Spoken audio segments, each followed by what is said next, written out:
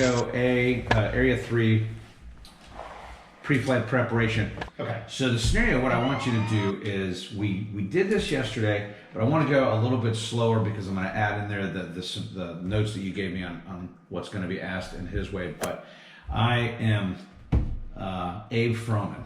Okay. And Abe Froman, the Sausage King of Chicago. Exactly. Did you see my crew bag? It says Abe Froman. I saw it. So I'm at your house right now, and you're talking to me, and we've discussed that we've already done a discovery flight, and I loved it, and I want to go ahead and get my private pilot's license. So we already discussed the fact that you're going to do a TSA background, right? Can you show me the in my new logbook the sign off for that? So yes, I can. Glad you asked. Yeah. Let me just get to the endorsements here. Advisory circular. Here is AC 6165, Very good. needs a new tab. Where is the sign? Okay, prerequisites. I know this. Yep. Yeah, I got to stand up for this because I have rules. But it's an area that is additional stuff. Yep. So we're gonna tab it. Yep. Additional endorsements. This might be it. You ready? Right, yeah. No. This might take a minute, but we went through this with her when remember this? Yeah, we were did. And then we were like, I had everything tabbed and I just flipped through it. I had it all printed out. Just made it super easy. A-8. So we're gonna tab it. Well, endorsement for U.S. citizenship. Boom. This one's a tough one to find, so that's why I want to walk through that with you. All right. So you put that in the logbook. Okay, so, all right, me and you do some flights. I'm going to give this back to you. Okay. We do some flights, and you've taught me really good steep turns, slow flight, power off stall. Power on stall, we've been in the pattern. I'm really wailing on it. It's time for me to solo.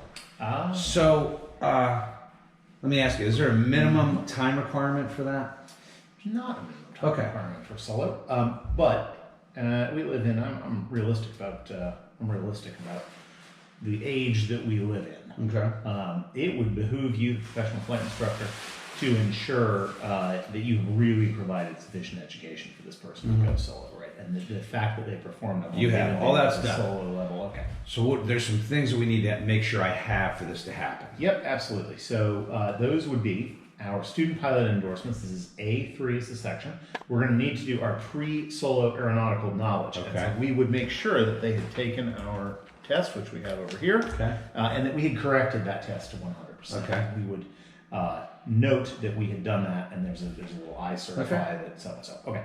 Then pre-solo flight training. Now we would say that they have completed all of the pre-solo flight training, maneuvers and procedures, and that's really, we want to make sure that they're proficient with stalls, that they're proficient with slow flight, that they're proficient obviously with landings and takeoffs, and that they're proficient with radio communications, at least at the student pilot level. So let me give you the example. So when you're an instructor, this is where you're going to be at. Yeah.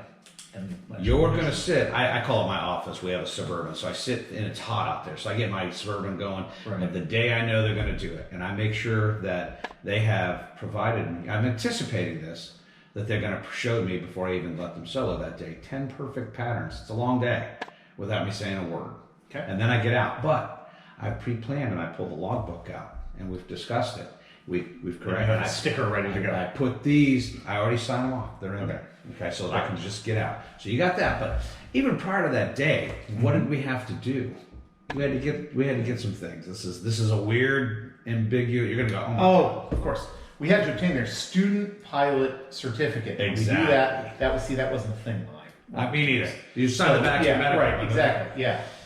Actually, I think my medical said student. Flip it over. Yeah. The old yellow ones. Yeah. So we will have to go to IACRA. So we want to introduce our students to IACRA early so that they can experience the thing for the maximum duration. So here's my thing, a suggestion to you. Yeah.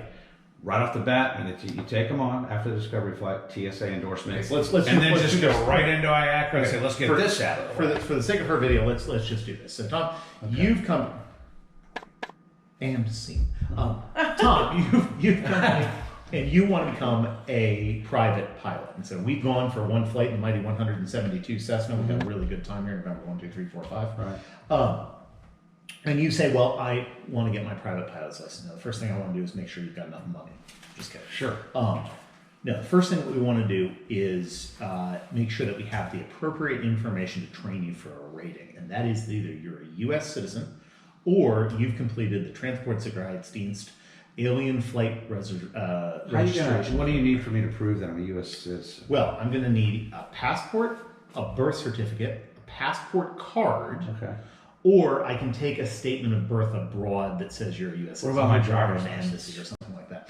Unfortunately, that's not gonna satisfy the U.S. citizenship requirement. All right. So, but assuming you happen to have your birth certificate on you, as all competent pilots do, you present me with your birth certificate. I'd look at it, and go, oh, okay, cool. I was old. That's done. And You sign my I'm going to logbook. complete a sign off in your logbook. Yeah. Now, if for example you weren't a U.S. citizen, we would need to go through the TSA's Alien Flight Registration Program, and I would have needed to have taken the security awareness training available at FAA.gov. Okay, that's awesome. Very so, good. excellent. Right on the money. So now, that's done. We've got, I'm getting good. Whoa, You can man, tell I'm you're getting pretty good. serious. Now we got to deal with the Airman Certification Branch. Right. And the Airman Certification Branch wants to know that you're a serious student pilot. And so they're going to require that you have a student pilot license. Okay. Now, that student pilot license, we're going to get through an excellent application that has been modernized many times over the years called IACRA. Okay. And IACRA, where you will immediately forget your passport. Good, done. That's all Okay, I cool. need. You'll have your... So now, I'm kicking butt, and I'm out there. You're gonna and immediately forget your password. That's what everybody does. I know. You change it every single time. I plan to be a realistic flight instructor. You will immediately forget the So password. I'm going to solo. You're going to solo me. Okay. And my student pilot certificate hasn't come in the mail. Okay. So if we are within 90 days, we can use the print off from my app. Good. That's all I want to hear. Okay. Now, do I need that on me to solo? Yes, you do. Okay, good. Yeah. These are Just in case the air police just stop firing you. questions. So then, one more thing I'm going to need before that day happens, and what is it? You're going to have to tell me. Well, you're gonna need to be medically qualified Correct. for flight. Now we've got a few options here. That's what I wanna You hear. can obtain a first, second, or third class medical, Okay. or you can follow the What's the provisions difference? of Well, I mean, I'm a- basic med. Yeah. Well, you tell me what to do. I'm dumb Tom. Yeah, so Tom, if you're planning on flying for hire, it looks like you want to have a career flying 172 Cessnas. If you want to have a career doing that, you might want to consider getting either a second class or a first class medical. So Do I need to do it right now, though? I've only got You 20 don't hours. need to do it right now, but here's the thing. There are some people who have found, unfortunately, that they are ineligible for a first class medical for a variety of reasons. So just in If- case. For example, I was ineligible for first class medical when I first applied because I problem with my glasses. Regardless, Is that a lot of money in first class medical? Oh no, they're not terribly expensive, but all AMEs charge differently. So you Do probably I have to get it once I get it? Am I good? No, it's only good for a year at that level. Really? Yeah, so we can go through. Maybe we should go through the levels of medicals. Yeah, let's do go that. through the levels of medicals. Okay, so we've got our first class medical. Our first class medical, you can think of that as this is an airline pilot medical, right? So this is good for if you're under the age of 40 for Okay. 1 year, Okay. and then after 1 year, it gives you the privileges, and it's very important that we say gives you the privileges rather than reverts to, because the piece of paper doesn't change. Okay. But that's going to give you the privileges of a class 3 medical for up to 4 additional years. Is if you're over the age of 40, it's only good for 6 months. That's correct. And then you get another 6 months as a second class. So regardless, Yeah. so that's your first class medical. Okay. So now your second class medical. Now your second class medical, this is probably a more appropriate medical for someone who's just getting into flying and wants to make a little bit of money. Yeah. Right, this enables you to operate with the privileges of a commercial pilot. Right. And so the rules here are pretty straightforward. So 1 year, the privileges of a commercial pilot. And then, depending upon your age, if you're over 40, you get 2 additional years. Wait a second, is it 2 or 1? Third class medical, over 40, 2 years. Or is it 3 years? Your second class medical. So you're under the age of 40 or over the age of 40. You get 1 year the privileges of a commercial pilot. 12 months. Depending 12 months. Yeah, the and then it permissions. drops to And it doesn't drop to, it enables you to have the privileges of third. a third class medical for either 2 additional years, 24 months, or 4 additional years, 48 months. Okay. Now, third class medical, which is the medical most of us are flying with, Right. that's pretty straightforward. Under 40, 5 years, 60 months. Okay. Fair enough. Now, basic med's a whole different category. Now tell me, what is basic med? Now, why would anybody ever do that? So basic med is for folks who've not previously been denied an FAA medical. And it is an acknowledgement by our friends at the Friendly Aviation Administration that there are a variety of conditions that might not be appropriate for a third-class medical, but don't make you an unsafe pilot. Okay. Right. So the third-class medical has some restrictions on it, though. So we're not allowed to fly an aircraft that weighs excess of 6,000 pounds. Okay. We're not allowed to carry more than 6 passengers. Good enough. Moving on. You rock that out and we go to the next version of the same scenario. Certification, ST certification. Now, can you tell me what the requirements are for this private pilot's license? I'm the best you've ever seen. I'm going to get it at the minimum hours. Can you tell me exactly what those are? Right. So it requires at least 40 hours of flight time, of which 20 hours of flight training must be from an instructor and 10 hours must be solo. Now, here's where that's tricky. That adds up to 30. Right. So this is an example of the Friendly Aviation Administration being a little more realistic with us. And they are recognizing that the likelihood that you, as a student pilot, will be fully proficient in all of the areas necessary in order to operate as a student pilot in 20 hours of instruction is fairly low. Yeah. Right. But let's think about how we could get this. So we need 40 hours, 20 from me, 10 solo. If you're really amazing, you could go get another 10 hours of solo time. Right. You could go out there to the practice area and bore holes in the sky for a long time. You could do that. You could also spend another 10 hours with me. Okay. That is that gray. That's why I just wanted you to hear this. That is a gray area that it's just poorly written. It doesn't matter because nobody gets their private pilot in 40 hours. I actually know someone who got it in 44, though. I did Really? too. Yeah. Remember Wes Hermes, the ball game guy? He did. And then another guy, but this is 20 years ago. He's a Delta guy. You're not going to get that because Shirley Airspace at Sanford. No. A friend of mine who's actually no longer with us got his in 44 hours. I always tell people the likelihood of that happening, you have to be in an uncontrolled field that's quiet. You have nobody else. You're just buzzing around out there. He did it the right way. He took 4 weeks off and just did this. Yeah. And there are people who do it. Yeah. So let's talk about what other requirements you have, though, because actually just having those 40 hours of instruction is unfortunately not going to be sufficient for the DPE. So we're going to need to do at least 3 hours of cross-country flight training, at least 3 hours of night. We have a little exception there, and that's if we're in Alaska or in the Hawaiian Islands. Okay. But we're not in Alaska or the Hawaiian Islands, so we're not going to worry too much about that. We have one cross-country flight over 100 nautical miles total distance, 10 takeoffs and landings to a full stop, involving a flight in the traffic pattern. So that's a tricky one. Sometimes we joke when we see a pilot bounce that they got current. Right, That does not count. Yeah. Have to go all the way around. 3 hours of flight training in a single engine aircraft on control and movement by sole reference to the instruments, right? So this is the part of the flight training where basically we're going to teach you to get out of IMC. Okay. Should you get into it. And before you ask, I, as a flight instructor, can give you that training for the 10 hours, or for the 3 hours of flight by reference to the instruments. What I cannot do without my CFII is do the training necessary for your commercial. Okay, good. Okay, so then 3 hours of flight training with an authorized instructor, so you're going to practice preparation for the practical test. Realistically, this is our pre-practical test, and that there's a trick on that, which has got to be within the preceding 2 months, the FAA says. Yeah. Then you need, we mentioned this, 10 hours of solo time, of which 5 hours have to be solo cross-country. So one of the things that we're going to work on is planning your solo cross-country, where you're going to go, things like that. You will also need to do one solo cross-country flight of 150 nautical miles with full stop landings. That means we stopped the airplane, we taxied back, right? Again, we can't do the touch and goes. At 3 separate airports, and one of them has to have a straight line distance greater than 50 nautical miles. You're going to have to do 3 takeoffs and landings to a full stop at an aircraft or an airport with an operating control tower, right? So maybe we'll go down to Fort Lauderdale Executive.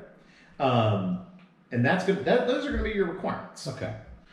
Good. So, Is there not might take off? Those are excellent. Now I'm going to give you another scenario. Yeah. Now, I am Abe Froman. say the Sausage King. Right? Yes, and I actually have a private pilot license. Airplane. Well, why did you lie? Well, because I left you and came back, and I'm coming back. Oh, okay. You got. Okay. What did you get? I got an airplane single engine C, but now I want to come back to you, and I want to finish my single engine land. Oh, this is an interesting situation. Can you tell me what we have to train on and cover for my new check ride? I think I probably can. Okay. Now this is an interesting situation because you have evidently found the only seaplane school in the country that will let you do an initial seaplane rating. That's fine. Yeah. You paid Jack Brown. Yeah, Boy, exactly. boy, no wonder that dude's retired. Okay. So we're going to have to teach you the single engine land portions, and that's going to mostly be those landings. And then also... Is there a list, a guide that we go by? Oh, there is a guide. I'm glad you asked for that. So now we need to refer to... Where is the guide? We're back here. Yep. We're back to private pilot. So this is a very important part of flying is you must own as many books as possible. I know. And by the way, they all expire. Yeah. Which is really great. Okay, so now we got to go back. So this is the beauty of the ACS, the Airman Certification Standard. And what this lets us do, we go to the back of the ACS, we find this nice grid. Okay. And this grid is basically a you got, you want. Is the easiest way to think about this grid. So we have here addition of airplane single engine land rating for an existing private pilot certificate. That sounds like us. Okay. Right? And so we think you might have airplane single engine C, which is bizarrely abbreviated ACES. Yeah. And so you've got ACES. So this is going to tell us what we need to do, all the areas of operation. So we take F and G. Where do we find that? F and G. Well, we're going to go to section 1 here, which is not section 2. That's section 2. So we're going to go to section.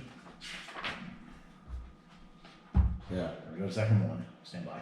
All right. We're going to find section 1, and we're going to find that's A. We're going to care about A, C, E, F.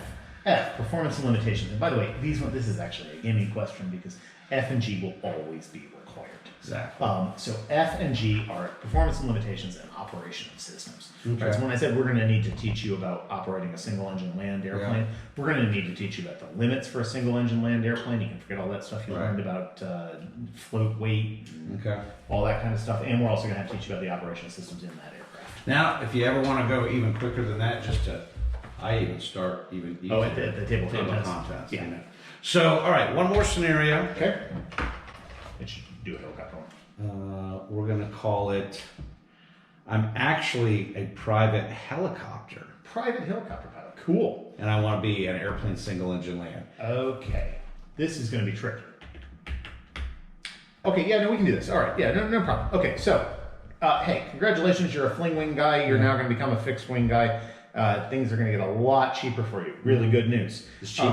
So now what we need to do is figure out what you have done from the private pilot that you won't need to do, from the private pilot helicopter that you won't need to do for the private pilot airplane. So we're just going to go down aeronautical experience. That's 61109. First thing, first thing we need 40 hours of flight time, at least 10 of which was solo. If you look at your logbook, I think we got that. Check. Awesome. All right, so we're good to go there. Now we need 3 hours of cross country in a single engine airplane. All right, we got to do that. Okay, you get it. We're not going to do that. Okay. So with that being said, show me the chart. You go back to, once you figure the time, and then train him in the airplane. Go back to the same task table. Yep, task table. That we were just at. Okay.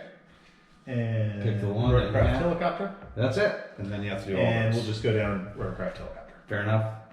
Okay. I'm comfortable with that. You comfortable with all that? Comfortable with it. Let's see.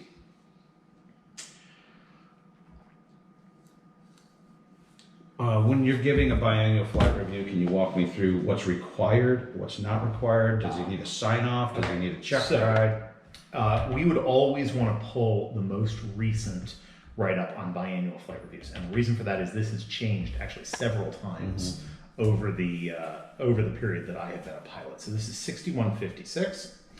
And we're going to go 6156, the flight review. And by the way, they refer to it as a flight review, not a biannual flight review. And you'll see that language, and this is a little bit confusing because on the FAA written test, they're going to refer to it as a flight review, and then they're going to use a bunch of confusing language around it. So, in the old days, we didn't have a minimum. Now we have a minimum, so it's 1 hour of ground, 1 hour of flight training. And so what it says is a review of the general operating rules under Part 91.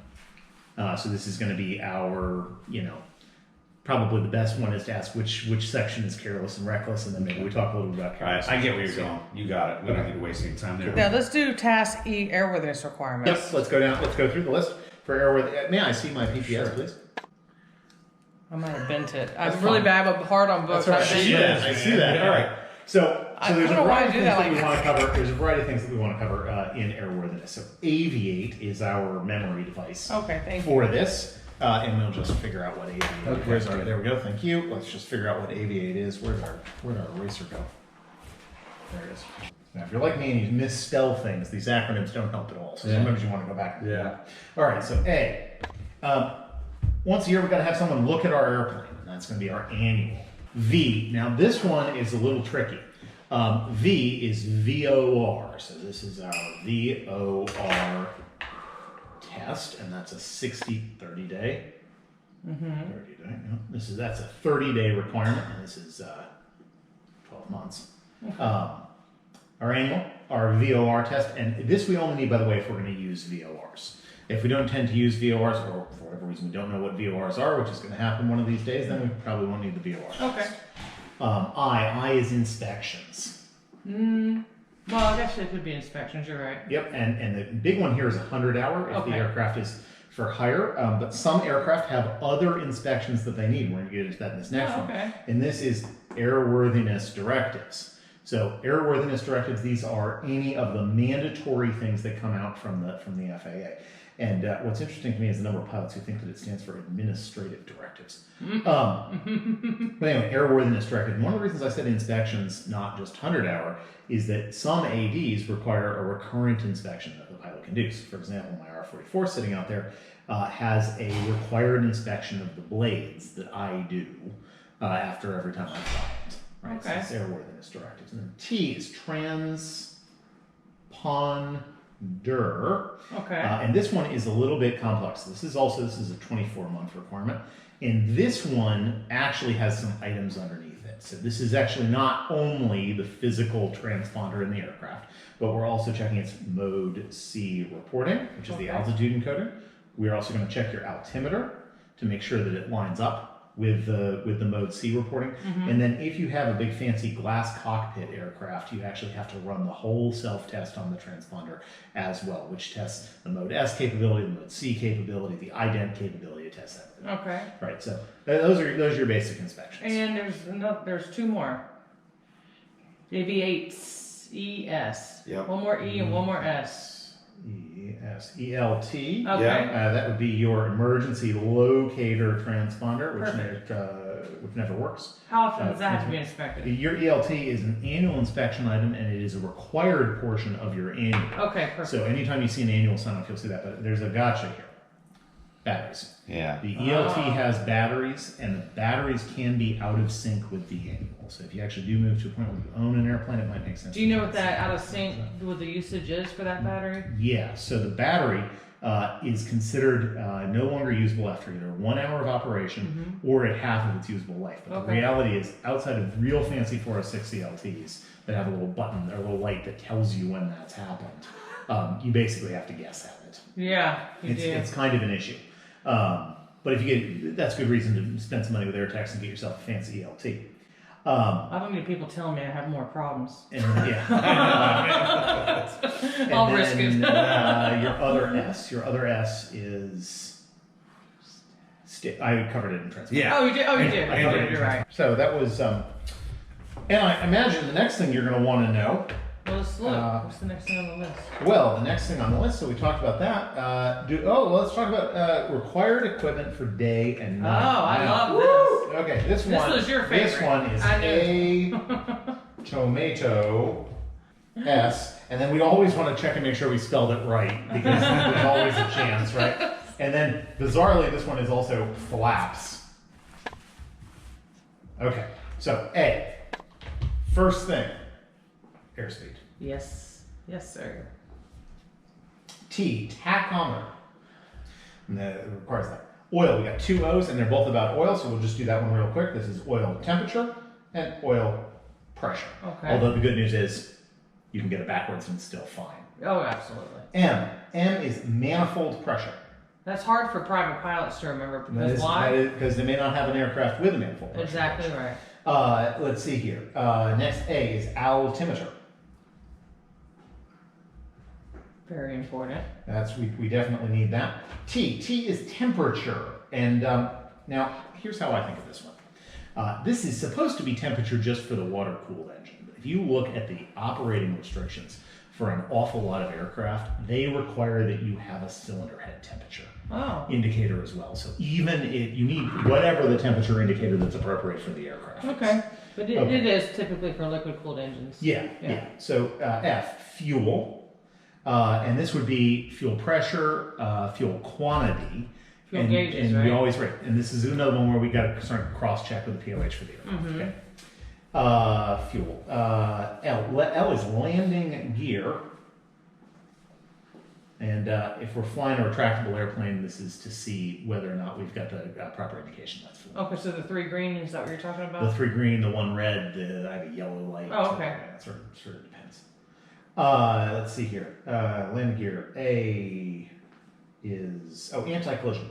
Oh yeah. This is our flashing red light. There's actually a year. I can't remember. There is a year. So Right. So aircraft certified under Car 3 are not required to have a anti-collision light. So that's anything 1973, I think. Something like that. Yeah. Yeah. It's early 1970s and onwards. Okay. M is age flames is magnetic compass. So yeah, magnetic compass. Yep. And then S is seatbelts.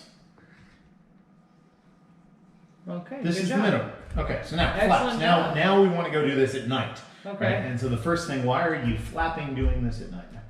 So the first thing you need are fuses, which none of us have anymore. We have circuit breakers. Right. But you know Exactly. this. L, you need a landing light. And we only need that if we're for hire. Okay, which good is sort of job. an odd thing. Because I would want to have my landing light. We need our anti-collision light again. And this is a case where there is actually a slightly different requirement for the anti-collision light at night. It This is. one, and there's a diagram and all kinds of stuff. But I wouldn't go without them. Yeah, that would be, P. Then we need our position lights. Right, and these are the white lights and the nav lights and that kind of stuff. And the last thing we need is a source of electricity. Okay. Perfect. What's 91-213? 91-213. 91-213 is your this is your inoperative instrument. So let's talk about the kinds of operation.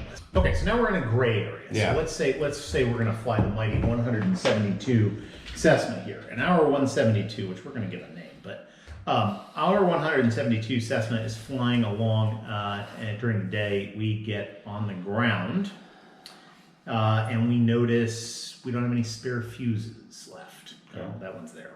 What's one that would be true? You know what they have? They have a landing light and a taxi light. Okay. So we get Or a standby attitude indicator. or a standby attitude, let's use an example. Let's use an example from the Cirrus. Okay, so this just says that we need a source of electricity. So in our SR-72 type aircraft, we have 4 sources of electricity. We have 2 batteries. We've got a main battery and an auxiliary battery, and we have an alternator 1 and an alternator 2. Now, is the aircraft legal if my alternator 2 is out? And so in this case, what we would need to do is refer to the pilot's operating handbook for the SR-22 type aircraft. And in the pilot's operating handbook, we would find the kinds of operations list. And the kinds of operations list, we're going to go down that, and we're going to see what we need, right? And if it just says alternator, well, we have 1, we're good, right? But if it says standby and main alternator then we can't go flying at night. Sure enough, we're going to find there on that kinds of operations list that for night operations and operations in IMC, you're required to have the standby alternator. Oh. You got it, man. What is my airplane? Do I have a kind of operation equipment list? So no, you don't. Okay. This is one of these things that's changed as POHs have changed over the years. So now they have the kinds of operations list. You're gonna have a minimum equipment list. I am. Oh no, you're not. No, you're gonna have a what is it? What was it called before it was kinds of operations? Equipment Yes, list. the equipment list. Yeah, you're gonna have an equipment list. And the equipment list is going to then say whether or not the airplane is go or no go. Okay. Now, they're very, you very brought it up. What's a minimum equipment list? Minimum equipment list. All right, so we have decided that we are going to operate the mighty Archer for hire.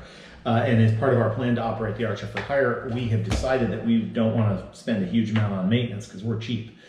So we have approached the Friendly Standards District Office, and we have asked them to approve a list for us of the kinds of things we can have broken on the Archer in order to continue to use the aircraft. And that would be our minimum equipment list. So, for example, we have what's something that's required in the Archer that maybe we could get approved. We could probably get, do you have two strobes on that airplane? I think I have two strobes. We have a belly strobe and a tail strobe. we have beacon and then No, just a beacon. So what if you had two beacons? This would be a good example. Right. well the Yeah, two anti-collision beacons. is on the wings too though. Yeah, but if you had like Yeah. if you had like a tail red beacon and maybe a strobe belly beacon, Yeah. we could okay. probably get the belly beacon excluded in the minimum equipment list. And then of course, now this is a very important part because the administrator is watching all of us all the time, standing right there.